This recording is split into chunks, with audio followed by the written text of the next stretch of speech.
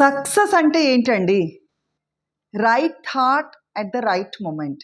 అవునా? చాలా సార్లు అనుకుంటూ ఉంటాము. అరే!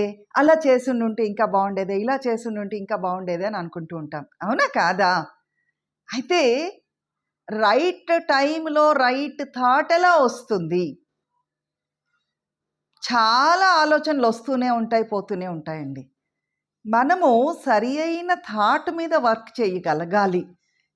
లైక్ ఒక చెట్టు చుట్టూరా కలుపు మొక్కలు పెరగచ్చు, చెత్త చెదారం ఉండొచ్చు. అవన్నీ ఏరి పారేసి కరెక్ట్ థాట్‌ని పికప్ చేసి దాని మీద వర్కౌట్ చేస్తే, ఈ అవసరం లేనిపోని ఆలోచనలన్నీ కూడా ముసురుకుంటూ ఉంటాయి మనసులో.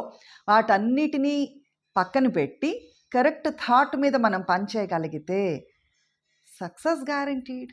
అయితే ఆ ఆలోచనలని కరెక్ట్‌గా పికప్ చేయడం ఎలాగా?